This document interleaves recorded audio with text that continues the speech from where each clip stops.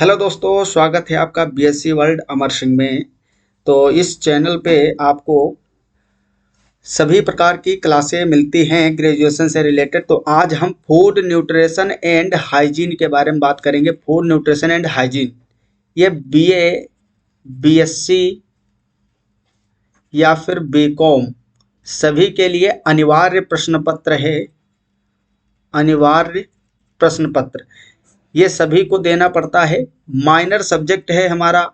तो ये question paper है पूरा, इसमें 75 क्वेश्चन हैं जो कि बीए, बीएससी और बीकॉम हर फील्ड के स्टूडेंट के लिए है। सबको ये पेपर देना ही रहता है, अनिवार्य है। इसमें आपको पास भी होना पड़ता है।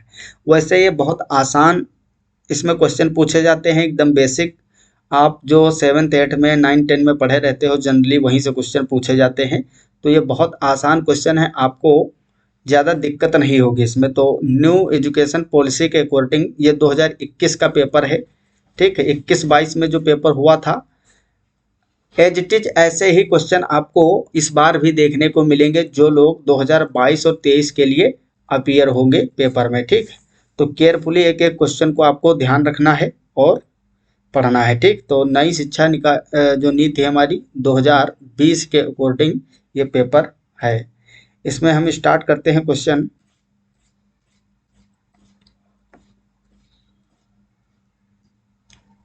पहला क्वेश्चन है, the purpose of nutrition and diet science is. पोषण और आहार विज्ञान का उद्देश्य क्या होता है? पोषण और आहार विज्ञान का उद्देश्य पहला है रोगों को समाप्त करना, पोषक तत्वों के कार्यों को जानना, स्वास्थ्य तथा कार्य कुशलता प्रदान करना, या इनमें से कोई नहीं। तो देखो, जो आहार विज्ञान बताया गया, पोषण एवं आहार विज्ञान, तो विज्ञान में हम क्या करते हैं, किसी चीज को जानने का प्रयत्न करते हैं ना। तो पोषक तत्वों के कार्यों को जानना ये हमारा राइट आंसर होगा। ऑप्शन 2 करेक्ट होगा। To know the functions of nutrients, जो पोषक होते हैं, पोषक तत्वों की बारे में जानकारी लेना।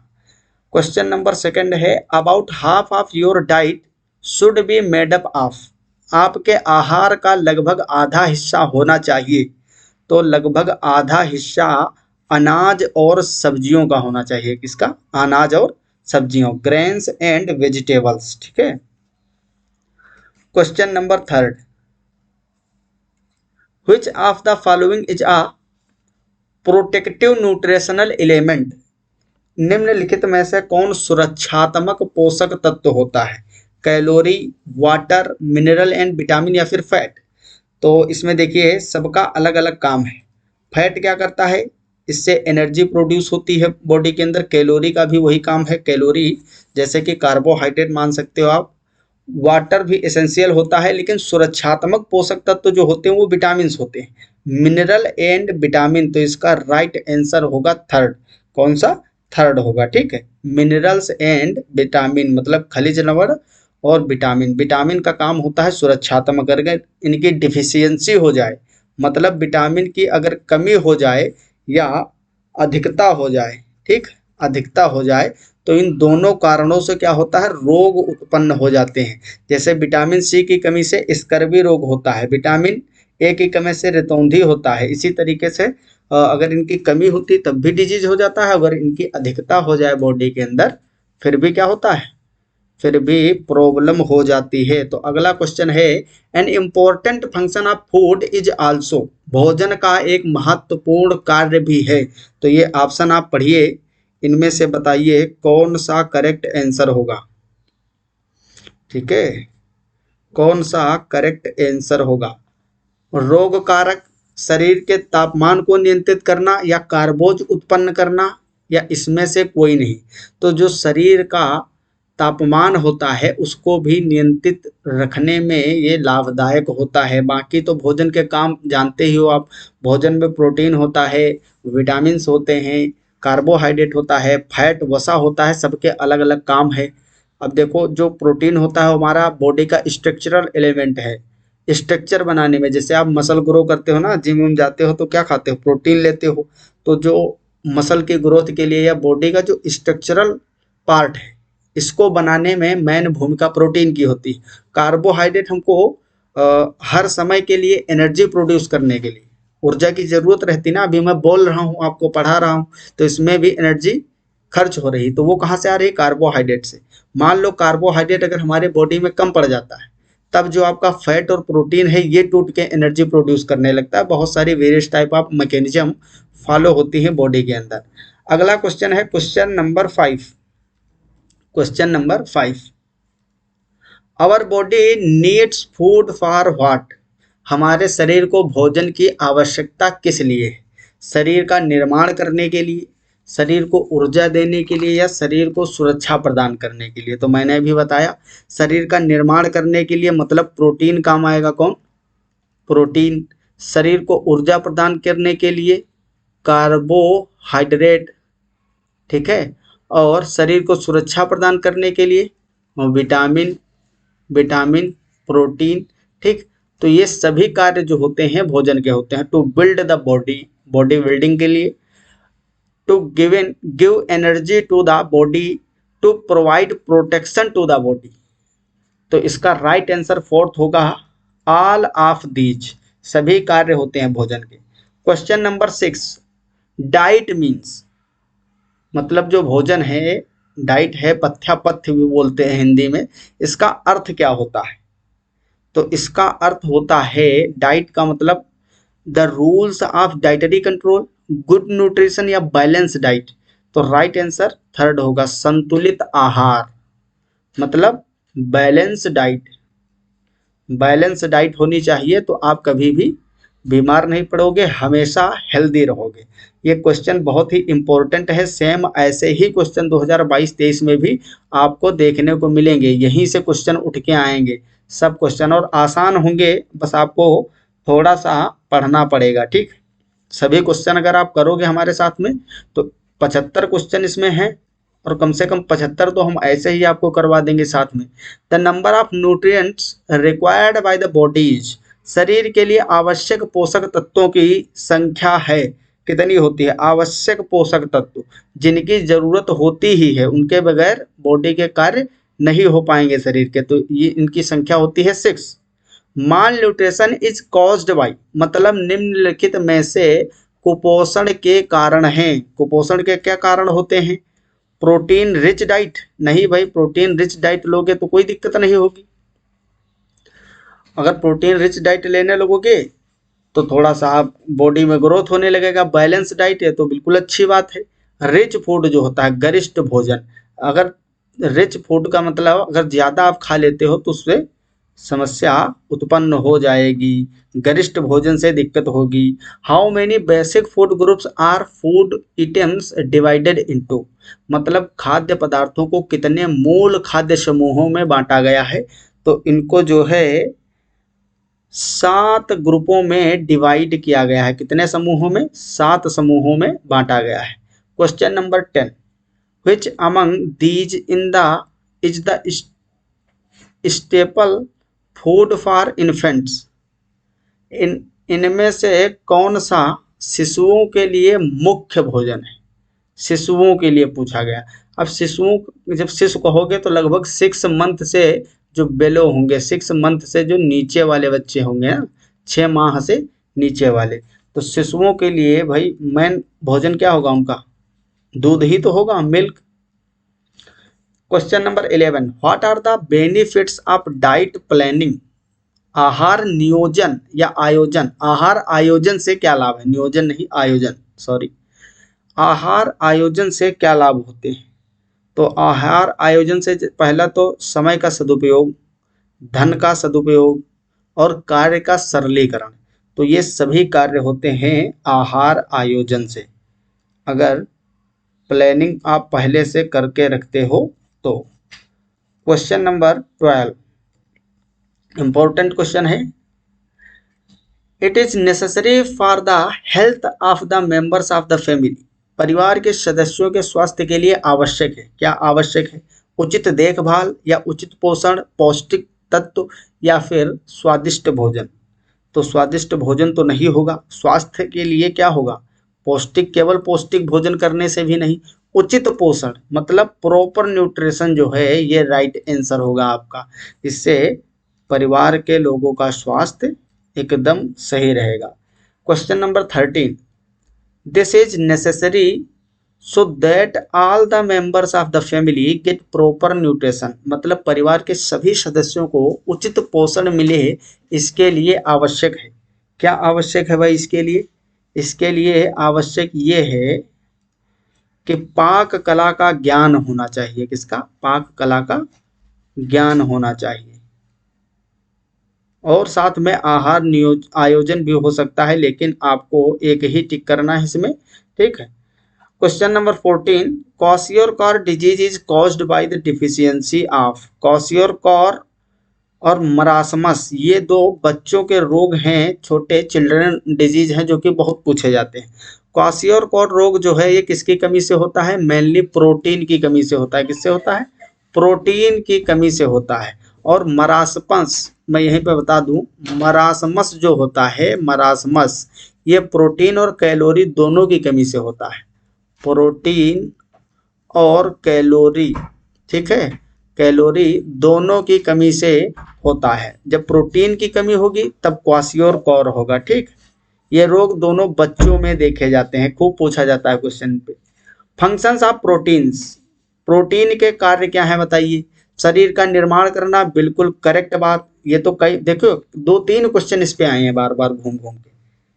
प्रोटीन का जो है, प्रोटीन, विटामिन, कार्बोहाइड्रेट, ये आपको डिटेल में पढ़ना है।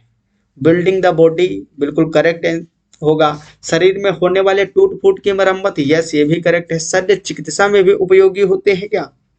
क्या शल्य चिकित्सा में भी उपयोगी होते हैं प्रोटीन? बिल्कुल। तो राइट आंसर होगा इसका 4th, ऑल ऑफ दीज, ये सभी करेक्ट हैं। अगला क्वेश्चन है question number 16, deficiency of protein has a side effect of. Protein की कमी का दुष्प्रभाव क्या है? प्रोटीन की कमी का दुष्प्रभाव, शरीर में सूजन आना, शरीर का भार अनुपात से कम होना, शरीर में रक्त की मात्रा का कम होना, या ये सभी। क्वेश्चन नंबर 16, तो ये सभी दिक्कतें आपको देखने को मिलेंगी अगर बॉडी में प्रोटीन की कमी है। क्यों? क्योंकि प्रोटीन, मैंने बताया ना, बॉडी का स्ट्रक्चरल एलिमेंट होता है। अगर प्रोटीन की कमी हुई तो समस्या ही समस्या उत्पन्न होगी, ठीक है। तो आगे हम बात करते हैं क्वेश्चन नंबर 17 की। क्वेश्चन नंबर 17, सभी क्वेश्चन इंपॉर्टेंट है। और फिर से मैं बता दूं, बीए, बीएससी और बीकॉम जो फर्स्ट सेमेस्टर वाले हैं, फर्स्ट पेपर वाले, फर्स्ट सेमेस्टर वाले, उनके सबके लिए भैया ये इम्पोर्टेंट है, अनिवार्य प्रश्न पत्र है। आप सबको इसमें तो पास होना अनिवार्य है, वरना बैक भी लग सकता है, प्रॉब्लम हो सकती है। तो इसलिए आपको बस पेपर ही, अगर क्वेश्चन जितने मैं करवा रहा हूँ उतने ही कर लिए आप, फिर भी आपका काम चल जाएगा, ठीक है। आसान क्वेश्चन पूछे जाते हैं। और अगर आप चैनल पे न्यू हैं तो आप चैनल को सब्सक्राइब कर लीजिए, बेल आइकन को प्रेस कर दीजिए, अपने फ्रेंड्स के पास भी शेयर करिए, ताकि बहुत सारे लोगों की हेल्प हो सके, ठीक। Question number 17, the best means of obtaining protein in the plant world आज। निम्न में वनस्पति जगत में प्रोटीन प्राप्ति का सर्वोत्तम साधन है। तो भैया सब लोग रटे बैठे रहते हो बचपन से, सोयाबीन। सोयाबीन जो होता है प्रोटीन के लिए, वनस्पति जगत में पूछा गया ना। अब कई लोग इसमें पनीर भी मार के आएंगे, भाई पनीर मारोगे तो गलत हो जाएगा सिस्टम। दालें भी होती हैं, ऐसा नहीं है, दाल और सोयाबीन दोनों करेक्ट है, लेकिन एक करेक्ट करना है तो सबसे अच्छा आपको कौन सा स्रोत होगा? Soybean. Question number 18, it is very important for the use of fat. वसा के उपयोग के लिए बहुत जरूरी है। क्या जरूरी है? वसा के उपयोग के लिए जरूरी क्या है? वसा के उपयोग के लिए विटामिन्स की जरूरत होती है, क्योंकि इसका जब मेटाबॉलिज्म होता है, वसा का जो उपापचय है, उपापचय मतलब मेटाबॉलिज्म जो इंग्लिश वाले हैं वो इधर समझे। उपापचय के लिए विटामिन्स की जरूरत होती है, उपापचय के लिए, जैसे कि NADP, ठीक है, NADPH2 और FADH2, इसका नाम होता है एडेनिन डाइन्यूक्लियोटाइड, ठीक है। ये है फ्लेविन एडेनिन डाइन्यूक्लियोटाइड, ठीक है। तो ये आपको ज़्यादा डिटेल में नहीं जाना है, लेकिन मैंने बता दिया है कि विटामिन की जरूरत होती है वसा के उपापचय के लिए। Question number 19, a complex carbohydrate is, एक जटिल कार्बोहाइड्रेट है, इसमें से कौन जटिल कार्बोहाइड्रेट? पहली बात तो मैं पैक्टिन को बताऊं, ये तो प्रोटीन है, ये कार्बोहाइड्रेट है ही नहीं, ये क्या है? प्रोटीन है। बाकी तीनों आपके कार्बोहाइड्रेट। सेलुलोज और ग्लाइकोजन की संरचना लगभग लगभग एक जैसी होती। स्टार्च जो होता है थोड़ा कॉम्प्लेक्स होता है, क्योंकि स्टार्च दो चीज़ों से मिलकर बना होता है, एक तो अमाइलोज और दूसरा होता है अमाइलोपेक्टिन। अमाइलोपेक्टिन, और इसमें ब्रांचिंग भी पाई जाती है, ठीक है। तो दो प्रकार की चीज़ों से मिलकर बना है।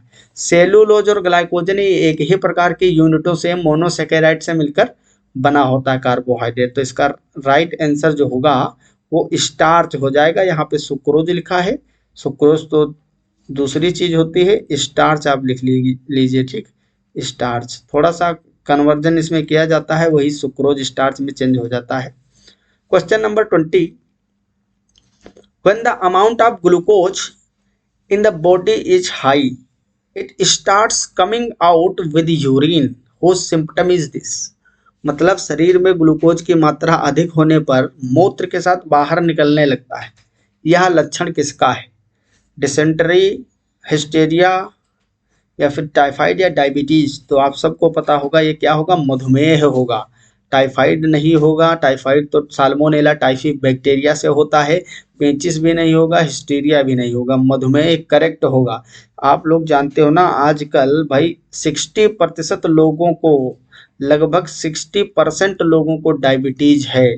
तो ग्लूकोज ज़्यादा होता है तो क्या होता है, उनका यूरिन टेस्ट किया जाता है, मूत्र परीक्षण किया जाता है, जिससे पता चल जाता है मधुमेह है, क्योंकि मूत्र के थ्रू निकलने लगता है, ठीक। यूरिन के थ्रू ग्लूकोज बाहर आने लगता है। लैक्टोज इज फाउंड इन, अगला क्वेश्चन है, lactose is found in, lactose किस में पाया जाता है? शक्कर में, दूध में, या सब्जियों या फलों में? तो शक्कर में पाया जाता है फ्रक्टोज, क्या पाया जाता है? फ्रक्टोज।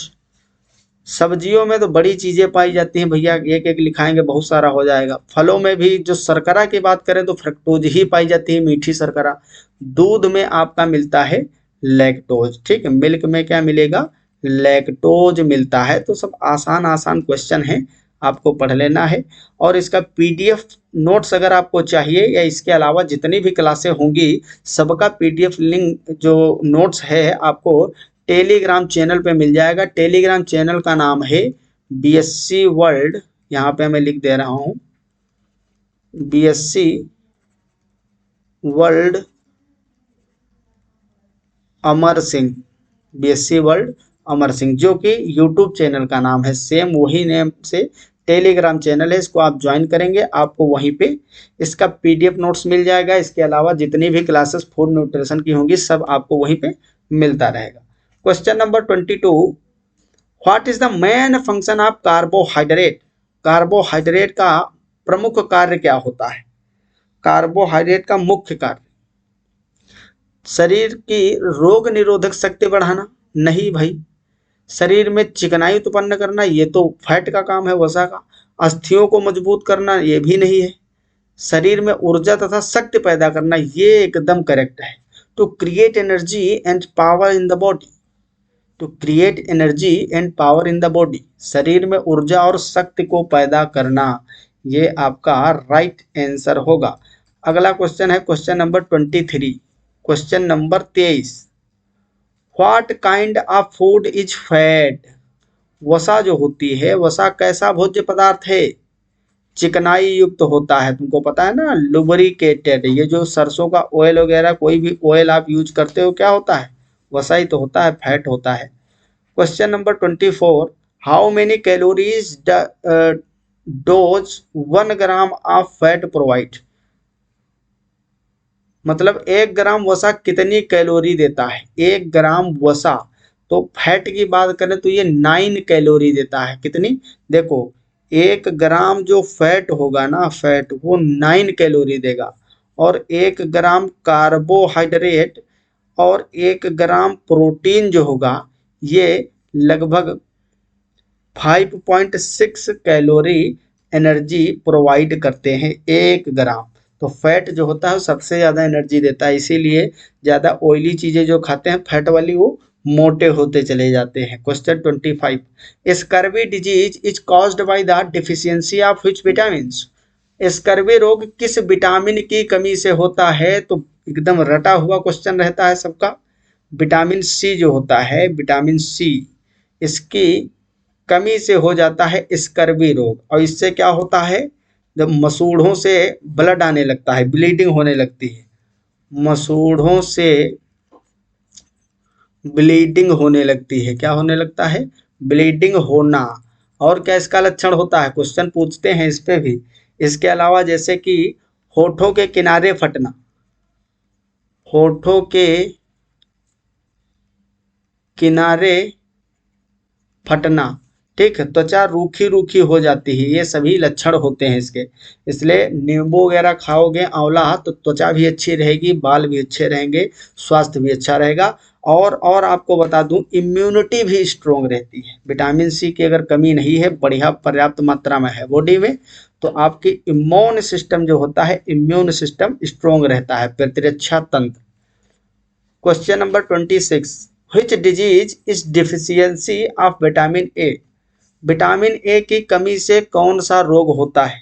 रिकेट्स, स्कर्वी या रतौंधी? तो सबको पता है ए की कमी से क्या होता है, नाइट ब्लाइंडनेस और रतौंधी रोग हो जाता है। अगला question, question number 27, when was vitamin के डिस्कवर्ड। विटामिन के की खोज कब की गई थी? विटामिन के की खोज कब की गई थी? इसका आंसर जो है आप लोग कमेंट बॉक्स में हमको बताओगे, ठीक है, कमेंट बॉक्स में बताओगे, तब पता चलेगा कि कौन कौन थोड़ा एक्टिव रहता है क्लास में। अगला क्वेश्चन है, what is the main function of vitamin E. Vitamin E का प्रमुख कार्य निम्न में से क्या है? नेत्रों की ज्योति बढ़ाना, शरीर में ऊर्जा उत्पन्न करना या प्रजनन शक्ति बढ़ाना? तो ये राइट आंसर होगा थर्ड, टू इंक्रीज रिप्रोडक्टिविटी, मतलब रिप्रोडक्टिव पावर, प्रजनन शक्ति को बढ़ाना, ये जो होता है इसका मेन जो है फंक्शन होता है। इसके अलावा भी बहुत सारे बालों से रिलेटेड भी होता है, जैसे कि कुछ लोगों के बाल झड़ने लगते हैं तो विटामिन ई की कमी हो सकती है, इसलिए विटामिन ई के बहुत सारे कैप्सूल वगैरह टेबलेट्स अवेलेबल हैं मार्केट में और लोग यूज भी करते हैं, ठीक है। तो विटामिन से क्वेश्चन खूब पूछे जाते हैं, प्रोटीन, विटामिन, यही सब। फूड न्यूट्रिशन भाई नाम ही है, आपके कोर्स टाइटल ही है, तो इससे क्वेश्चन खूब पूछे जाते हैं। अगला क्वेश्चन है, what do calcium, phosphorus and magnesium makeup. Calcium, phosphorus, magnesium किसका निर्माण करते हैं? ब्लड एंड एनर्जी का? नहीं। Teeth and bones, yes correct, teeth और बोन्स, ये हम लोग 8th 9th में भी पढ़ते हैं। दांत और हड्डियां जो मजबूत चीजें हैं ना बॉडी में, वो कैल्शियम, फास्फोरस और मैग्नीशियम से बने होते हैं। The major source of calcium is.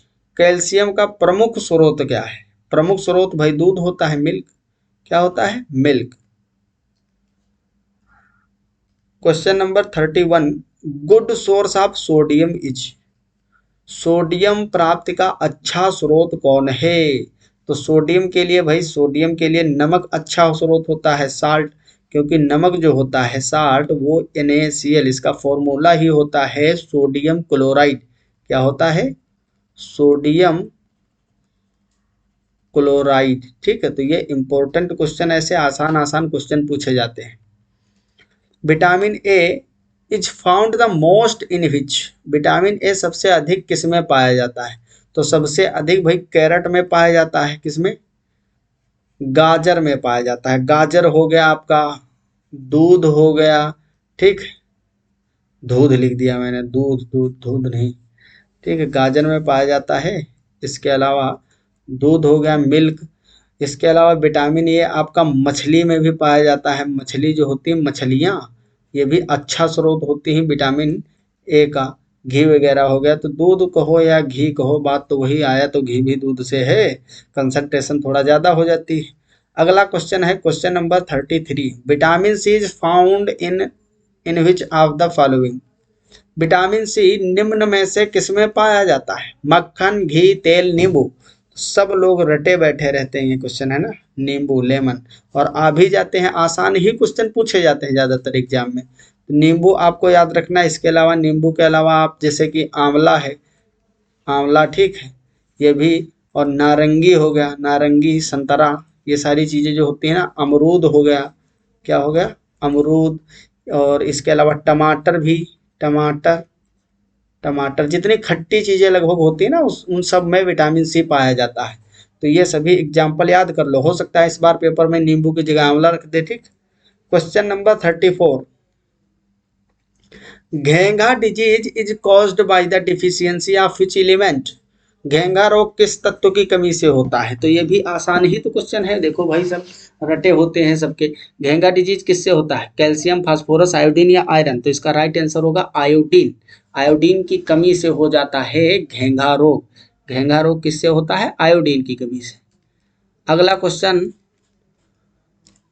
Question number 35, our body in which total material of liquid water in form of line tissue, मतलब हमारे शरीर में कुल कितना जल तरल पदार्थ के रूप में कोशिकाओं में रहता है। जो सेल्स होती हैं कोशिकाएं, उसमें ज़्यादातर वाटर ही भरा रहता है। ठीक है। बॉडी की बात करें तो बॉडी में लगभग 70% जल होता है, लेकिन एक सेल की बात की जा रही तो सेल में लगभग 90% वाटर ही होता है। क्या, वाटर होता है, जल होता है। ठीक, वाटर, 90% वाटर होता है बॉडी के अंदर। अगला क्वेश्चन है the formula of water is. तो ये भी कितना आसान बच्चों वाला क्वेश्चन पूछा गया है। H2O सबको रटा है, जल का सूत्र क्या होता है, H2O। देखो जो बीए वगैरह करते हैं तो वो साइंस भले ही ना पढ़े हैं ज़्यादा, लेकिन 10th तक तो सब पढ़ते हैं ना साइंस। भाई 10th तक तो सबके पास होती है, बीए, बीएससी, बीकॉम, कोई भी हो, 10th लेवल की ही साइंस इसमें पूछी गई, तो ये सब क्वेश्चन कर ले जाते हैं।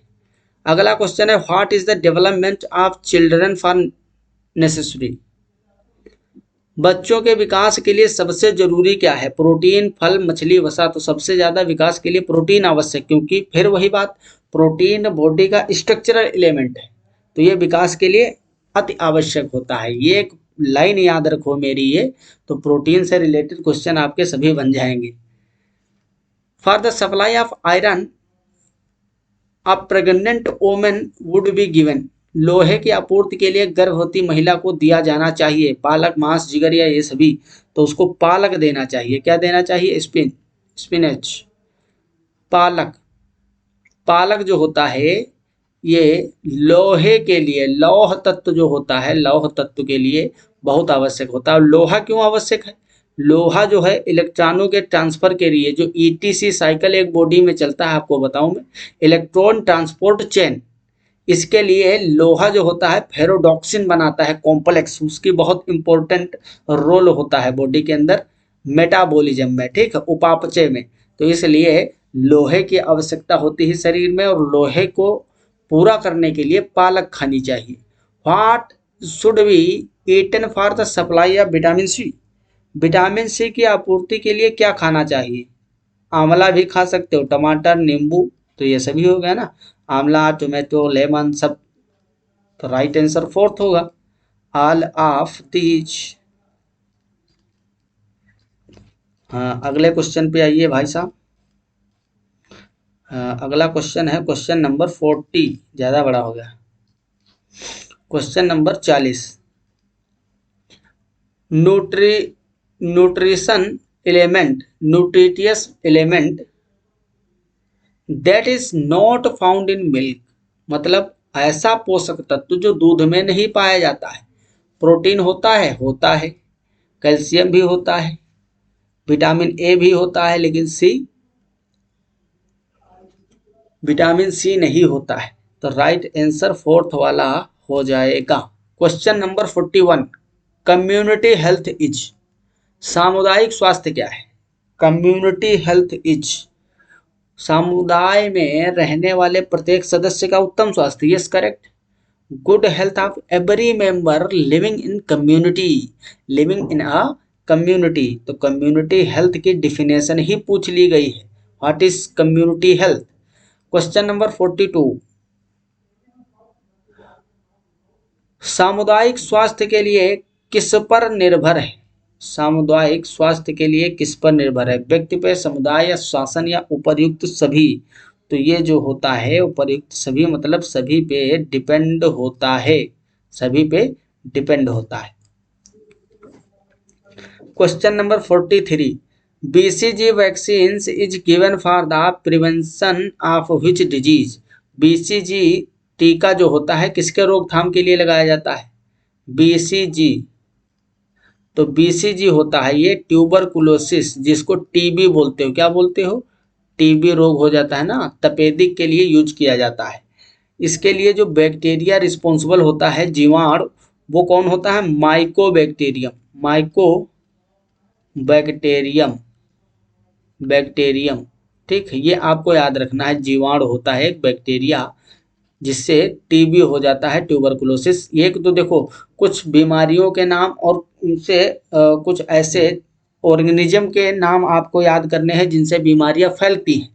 ठीक, जैसे मलेरिया हो गया, चेचक है, खसरा है, डिप्थीरिया है, पेचिस है, ठीक है, और कॉमन कोल्ड है, जुखाम, इस तरीके के, टाइफाइड हो गया, हैजा हो गया, तो इन पे क्वेश्चन आते हैं खूब। ठीक है, या चिकन पॉक्स वगैरह, तो ये सारे क्वेश्चन आपको याद कर लेने हैं, बहुत ही इंपॉर्टेंट है। कुछ जीवाणुओं के नाम, जीवाणु जनित रोग, कुछ विषाणु जनित रोग, इन सब चीज़ों के बारे में और इम्यूनिटी से रिलेटेड चीज़ें याद कर लेना है। ठीक है, सभी के लिए बता रहा हूँ, चाहे BA वाले हों आप या फिर BSc वाले हों या फिर आप BCom से ही क्यों ना हो, आप सभी को ये जो मैं बता रहा हूँ इतना पार्ट कंप्लीट कर लेना है ताकि आपका एक भी क्वेश्चन ना छूटे। ठीक है, सभी क्वेश्चन आप सही कर पाओ। और हमको भाई तभी अच्छा लगता है जब आप लोग बढ़िया अच्छे नंबर लेके आते हो, कमेंट करते हो, तब हमको लगता है कि हाँ जो हम मेहनत कर रहे हैं उसका कुछ तो मतलब निकल के आ रहा है। Question number 44, the power of the body of fight disease is called? शरीर के रोगों से संघर्ष करने की शक्ति को कहते हैं, क्या कहते हैं भाई? शरीर के रोगों से संघर्ष करने के लिए मतलब कोई अगर डिजीज बॉडी को कॉज हो रहा है, बॉडी के अंदर पनप रहा है, तो शरीर क्या करता है? उसका प्रतिरोध करता है, उसको बोलते हैं इम्यूनिटी।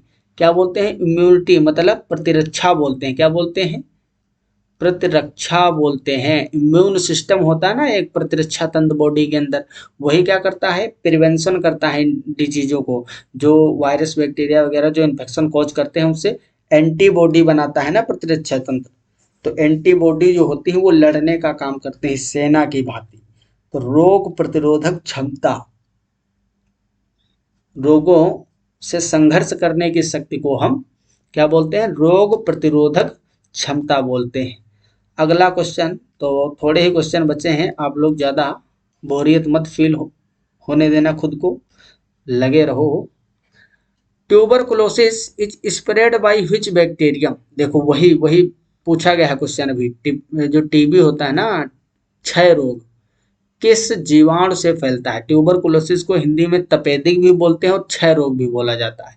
इसके लिए टीका जो होता है, अभी बताया था ना, BCG वैक्सीन। ठीक है, ये भी याद रखना है।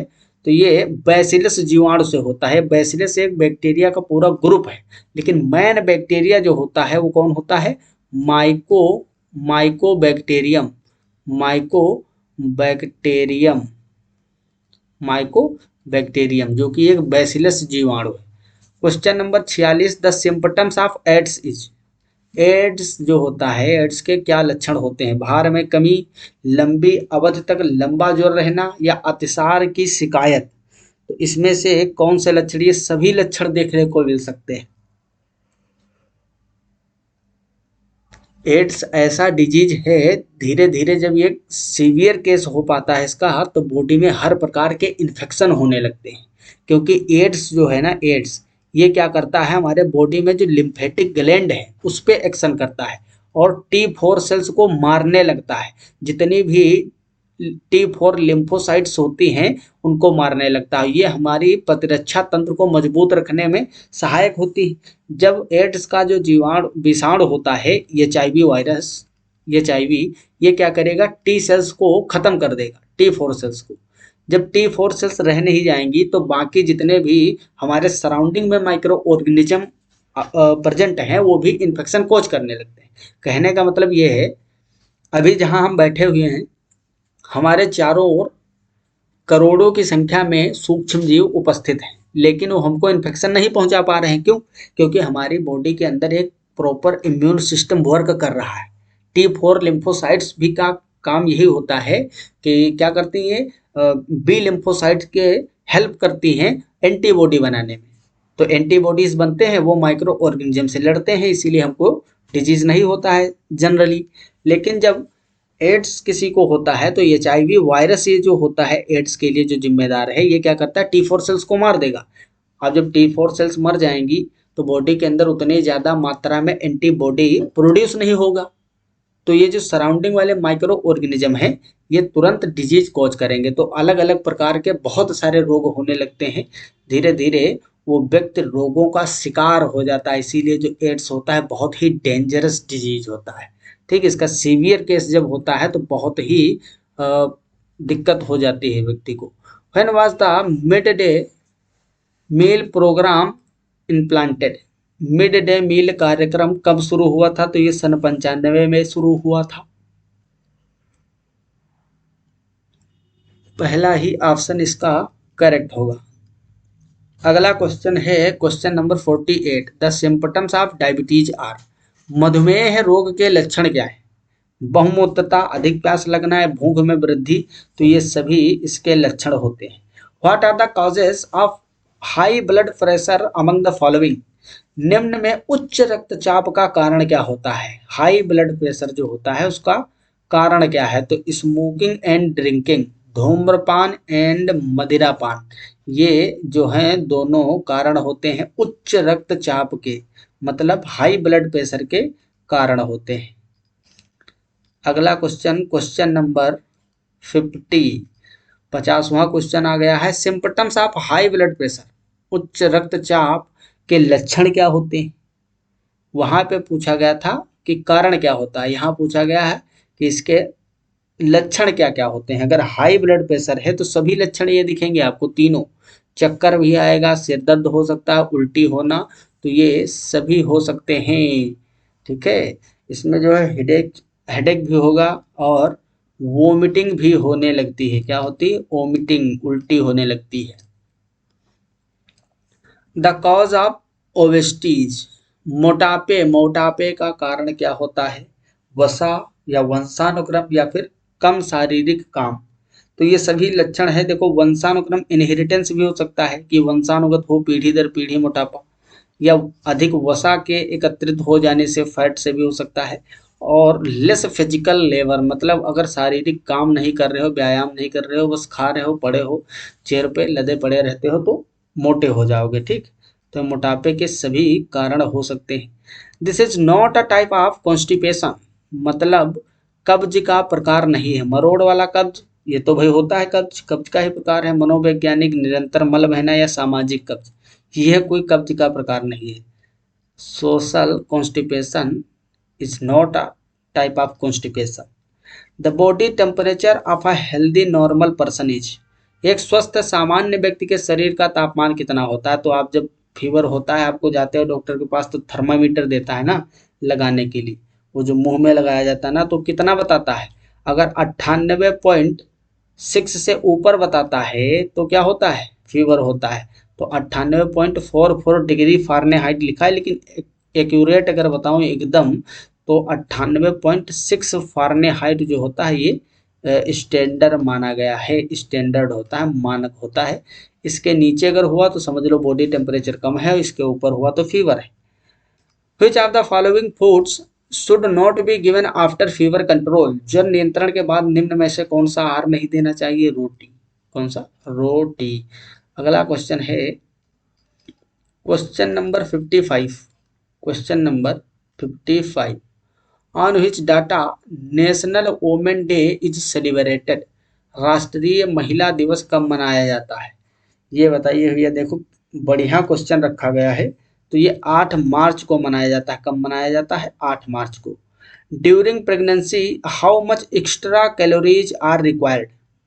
अब देखो, इसमें कुछ लोग गलत यूं करते हैं, वो कर देते हैं 1200, क्योंकि सोचते हैं गर्भावस्था के दौरान शिशु भी पल रहा होता है पेट में, तो कैलोरी की आवश्यकता ज़्यादा होती है। बात सही है, लेकिन क्वेश्चन को तो अच्छे से पढ़ो। How much extra calories are required, मतलब अतिरिक्त ऊर्जा कितनी आवश्यक होती है। जितनी रोज ले रहा है सामान्य व्यक्ति उतनी तो होगी ही। जितनी, जैसे कि हमको मान लो लगभग 25,000 या 2500 किलो कैलोरी की, अब ये किलो कैलोरी है, कैलोरी और किलो कैलोरी अलग अलग चीज़ें हैं, ठीक। तो हम 2500 कैलोरी रोज किलो कैलोरी यूज करते हैं एक व्यक्ति जो सामान्य व्यक्ति होता है। लेकिन इसके अलावा अगर गर्भावस्था की बात करे जाए, गर्भवती महिला की बात करो, तो उसमें जो है लगभग 300 किलो कैलोरी अतिरिक्त ऊर्जा की आवश्यकता होती है। ये तो लेगी ही, इसके अलावा इतनी और एनर्जी की रिक्वायरमेंट होती है, क्योंकि एक शिशु भी पल रहा होता है, उसको भी चीज़ों की रिक्वायरमेंट होती है। Question number 57, period of pregnancy is of, मतलब गर्भावस्था की कुल अवधि कितनी होती है, तो आपको पता ही है आप 9.5 इंटू 30 कर सकते हो, ठीक। क्योंकि 9.5 माह अवधि इसकी निश्चित की गई है। कितनी होती है? 9 से लेकर 9.5 मंथ। तो इसको जब आप दिन में कन्वर्ट करोगे तो 9 तिया 27 और 9 पछे 35, मतलब ये जो है 270 से 305 के बीच में आएगा आपका, ठीक। तो इसके बीच में कौन मिल रहा है? थर्ड वाला, मतलब 280 दिन होना चाहिए। कितना? 280 दिन, ठीक। आसान आसान क्वेश्चन है सब। What is the average haemoglobin level of Indian women, Bharat में औसतन हीमोग्लोबिन स्तर महिलाओं का कितना होता है। अब देखो हीमोग्लोबिन का सिस्टम ऐसा है, जितने प्रतिशत हीमोग्लोबिन होगा आप उतने ही घंटे वर्क कर सकते हो बिना सोए, ठीक है। आपके अंदर कार्य करने की क्षमता भी रहेगी। तो इंडियन वोमेन्स जो होती हैं, तो जनरली सामान्यतः 10 से 12 ग्राम होता है, ठीक। 12 ग्राम कहने का मतलब समझ रहे हो, ये परसेंटेज पेपर में गलत छप के आया है।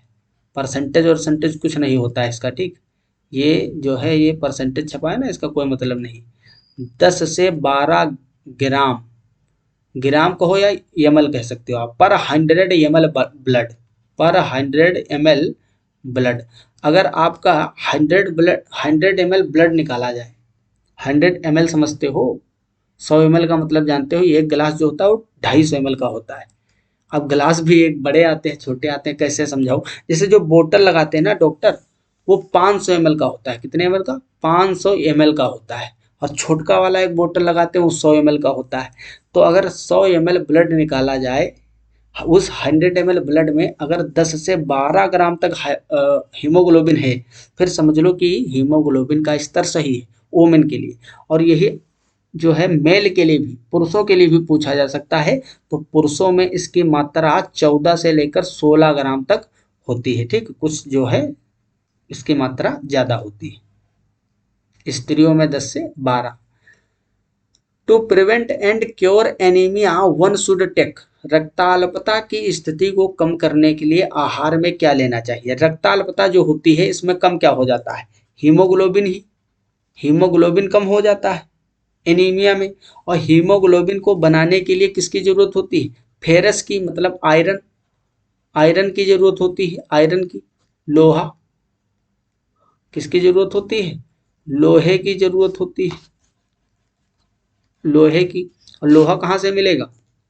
हरी सब्जी से मिलेगा, ठीक है। तो इस तरीके से आप क्वेश्चन को एलिमिनेट कर सकते हो, ऑप्शनों को।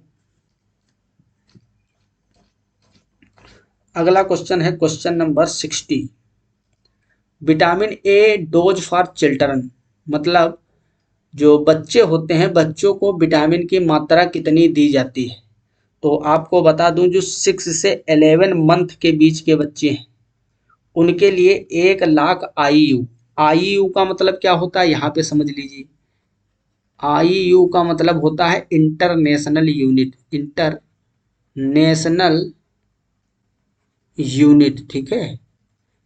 तो 1,00,000 इंटरनेशनल यूनिट की जरूरत होती है, इतनी मात्रा दी जाती है विटामिन ए की बच्चों को, अगर 6 से 11 मंथ के बीच है। अगर 12 मंथ से ऊपर हैं तो उनको 2 लाख, कितना, 2 लाख IU इंटरनेशनल यूनिट। ये आपको डाटा कुछ थोड़ा बहुत याद रखना है, पूछा जाता है। Malnutrition during pregnancy result in, गर्भावस्था में कुपोषण के परिणाम स्वरूप क्या हो जाता है? कम भारित बच्चे होते हैं, मोटे बच्चे भी हो सकते हैं, क्योंकि माल न्यूट्रिशन के कारण ये हो सकता है, अलग अलग चीज़ों की कमी हो सकती है।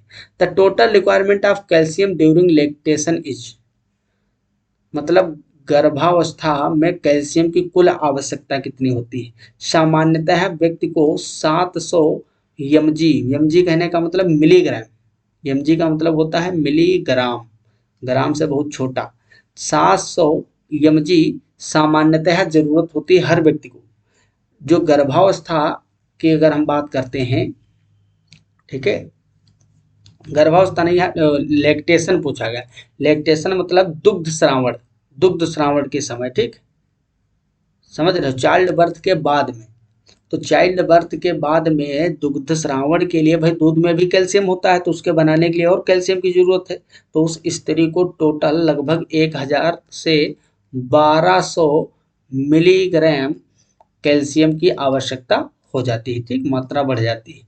The main cause of diarrhoea is, अतिसार का प्रमुख कारण क्या है? तो अतिसार का भाई कारण जो होता है, इसका मुख्य कारण क्वेश्चन नंबर 63 का होगा आपका टॉक्सिक बैक्टीरिया, बैक्टीरिया के कारण होता है ना, जैसे साल्मोनेला टाइफी वगैरह से टाइफाइड होता है, मतलब जो ये होता है ना अमीबियसिस, अमीबा से होता है, किससे होता है? अमीबा वगैरह हो गए, एंट अमीबा, हिस्टोलिटिका, इन सबसे डिजीज हो जाता है। This is a type of diarrhoea, अतिसार का प्रकार है। अतिसार का प्रकार, सामान्य अतिसार, विशिष्ट अतिसार, विशेष खाद्य पदार्थों से होने वाला अतिसार, तो ये सभी अतिसार के ही प्रकार हैं, ठीक है। तो थोड़े से ही क्वेश्चन बचे हुए हैं हमारे, अगला क्वेश्चन, बस 10 क्वेश्चन बचे हुए हैं। This is the symptom of weak immunity, मतलब कमजोर प्रतिरक्षा के कारण क्या होते हैं? बार बार बीमार पड़ना, बिल्कुल, जब प्रतिरक्षा कमजोर है तो जो भी माइक्रो ऑर्गेनिज्म अटैक करेगा सीधा बीमारी ही बना देगा। क्यों बना देगा भाई? जब प्रतिरक्षा कमजोर है, एंटीबॉडी बन नहीं रही है, तो रक्षा ही नहीं कर पा रहे हैं बॉडी की। हर समय थकान महसूस होना, ये भी करेक्ट है। घाव भरने में समय लगना, बिल्कुल सही। तो ये सब काम तो भाई इम्यूनिटी के ही हैं। जब इम्यून सिस्टम कमजोर होगा, वीक इम्यूनिटी होगी, तो ये सभी चीजें आपको देखने को मिलेंगी। मतलब फोर्थ ऑप्शन करेक्ट होगा, all of the above. Question number 66, immunity boosting major include, प्रतिरक्षा बढ़ाने के उपायों में शामिल है, क्या शामिल है? अच्छी नींद लेना, बिल्कुल करेक्ट। लगभग आपको 6 से 7 घंटे रोज सोइए, ठीक है, सोइए, सोना चाहिए। पौष्टिक भोजन खाना, उचित व्यायाम करना, ये सभी चीजें, ये इम्यूनिटी गाइडलाइन है, कम्युनिटी गाइडलाइन है, इम्यूनिटी गाइडलाइन, ठीक है। ग्राउंडनट और beans etcetera are source of, मतलब चना, मूंगफली और सेम आदि स्रोत हैं, किसके हैं? तो आपको ये तो भाई पता ही होगा, सेम क्या है, दाल है, मूंगफली, चना, ये सब क्या होता है? इनमें प्रोटीन भारी मात्रा में होता है। क्या होता है? प्रोटीन। वैक्सीनेशन इज, टीकाकरण क्या होता है? तो टीकाकरण एक अर्जित प्रतिरक्षा है, एक्वायर्ड इम्यूनिटी। क्या होता है? Acquired immunity. प्राकृतिक प्रतिरक्षा मतलब जो जन्म से ही हमारे बॉडी के अंदर काम कर रही होती है, जन्म से ही मिली होती है। और वैक्सीनेशन क्या होता है? ये बाहर से बाद में जो दी जाती है, जैसे भी कोरोना में वैक्सीनेशन हुआ तो ये आर्टिफिशियल ही था ना, अर्जित प्रतिरक्षा बोलेंगे हम इसको, एक्वायर्ड इम्यूनिटी। प्राकृतिक तो है नहीं है, क्योंकि कोरोना को भाई भगवान को पहले से पता होगा। जब बॉडी, जैसे कि जब जन्म होता है व्यक्ति का, तो क्या पता भाई कौन भविष्य में कौन से डिजीज आने वाले। तो प्राकृतिक प्रतिरक्षा जो मिलती है वो तो होती ही है, उसके अलावा अगर कोई बड़ी महामारी फैलती है तो वैक्सीनेशन, टीकाकरण किया जाता है, वो क्या होती है? एक्वायर्ड इम्यूनिटी, अर्जित प्रतिरक्षा। Question number 69, what is necessary for the child up to the age of 6 month, 6 माह तक के बच्चे को दिया जाना आवश्यक है। क्या दिया जाना चाहिए भाई? 6 माह तक है तो उसको माँ का दूध आवश्यक होता है, ठीक, मदर्स मिल्क उसको देना चाहिए ताकि बच्चा स्वस्थ रहे। तो बस यही इतने लास्ट क्वेश्चन बचे हुए हैं, ये भी बहुत इंपॉर्टेंट है। इसमें क्वेश्चन नंबर 70 है, which type of disease is measles as. खसरा किस प्रकार का रोग है? तो खसरा विषाणु जनित रोग होता है, आप सबको पता है। खसरा के टीके भी लगते हैं, वैक्सीन भी इसके लगाए गए हैं खूब सारे। अब वैसे तो खसरा वगैरह ये सब जड़ से खत्म हो चुके हैं इंडिया से। हेपेटाइटिस अफेक्ट्स, हेपेटाइटिस रोग किसको प्रभावित करता है? इसका नाम ही बताता है हेपेटाइटिस। हेपेटो वर्ड यकृत के लिए, लीवर के लिए यूज किया जाता है, तो ये यकृत को प्रभावित करता है। Which type of disease of small pox, चेचक किस प्रकार का रोग होता है? विषाणु जनित, जीवाणु जनित या क्रम जनित? तो ये आप आंसर कमेंट बॉक्स में बताओगे। मैंने 2 आंसर आपसे पूछे हैं, वो भी आसान है, ठीक है, आपको पता ही होगा। What water does to baby temperature, मतलब जल शरीर के तापमान को, ये अधूरा आधा अधूरा क्वेश्चन है। बॉडी टेम्परेचर पूछा गया। जल शरीर के तापमान को, अच्छा हाँ, जल शरीर के तापमान को नियंत्रित करता है, गर्म करता है या नष्ट करता है या बढ़ाता है? तो नियंत्रित करता है भाई। वाटर जो होता है वो मेंटेन करता है ना बॉडी टेम्परेचर को। अगला क्वेश्चन है question number 74, you can find these in T. चाय में क्या पाया जाता है? तो चाय में भाई निकोटीन तो आपको पता ही है, निकोटीन तो होता ही है, एक एल्कोलाइड है। इसके अलावा कैफीन भी पाया जाता है। क्या पाया जाता है? कैफीन पाया जाता है, ठीक है। गोविंदा की मूवी आप देखे होगे जिसमें साइंटिस्ट वो कैफीन निकालता है ना, चाय से कैफीन निकालने के लिए काम करता है। Question number 75, which type of disease is diphtheria. Diphtheria जो होता है किस प्रकार का रोग? तो ये जीवाणु जनित रोग होता है, बैक्टीरियल जनरेटेड डिजीज है। डिप्थीरिया से रिलेटेड एक चीज बता दूं, डीपीटी, डीपीटी एक क्या होता है? वैक्सीन होता है, वैक्सीन, ठीक है, एक टीका होता है। ये कंबाइंडली 3 रोगों के लिए लगाया जाता है। जैसे बीसीजी वैक्सीन है वैसे ही ये डीपीटी होता है। डी का मतलब होता है डिप्थीरिया, ठीक, क्या होता है? डिप्थीरिया, हिंदी में लिख दे रहा हूं यहाँ पे, डिप्थीरिया। और पी का मतलब है परट्यूसिस, परट्यूसिस, परट्यूसिस। और टी का मतलब है टिटेनस, क्या होता है? टिटेनस। तो ये तीनों बैक्टीरियल डिजीज हैं और इनके लिए कंबाइंडली एक डीपीटी टीका लगाया जाता है, ठीक है। इस टीके से तीनों लोग कहो या तीनों रोग कंट्रोल रहते हैं। तीनों लोग मतलब जो तीनों बैक्टीरिया हैं वो कंट्रोल रहते हैं, ठीक। तो इसका राइट आंसर फर्स्ट होगा, बैक्टीरियल जनरेटेड। तो ये था आपका फूड न्यूट्रिशन एंड हाइजीन, क्या होगा भाई, फूड न्यूट्रिशन एंड हाइजीन का पेपर। ये अनिवार्य पेपर था, ठीक है, अनिवार्य है सभी के लिए, अनिवार्य प्रश्न पत्र है। इसका अगर आप पीडीएफ चाहते हो तो टेलीग्राम ज्वाइन कर लीजिए, वहीं पे आपको मिल जाएगा। जो लोग ज्वाइन हैं ऑलरेडी तो उनको भी मिल जाएगा। इसके अलावा हम फूड न्यूट्रिशन की और भी क्लासें लाएंगे, क्लास वाइज यूनिट वाइज आपको एक एक चैप्टर करवा देंगे अच्छे से, तो कोई दिक्कत वाली बात नहीं है। आपको बढ़िया से आपकी तैयारी हो जाएगी। जो लोग अभी भी सब्सक्राइब नहीं किए हैं ज़रूर सब्सक्राइब कर देना, ठीक है। तो थैंक्स फॉर वॉचिंग, अच्छे से आप लोग पढ़ाई करिए। मिलते हैं अगले क्लास में अगले टॉपिक के साथ, तब तक के लिए okay bye, all the very best, thank you again.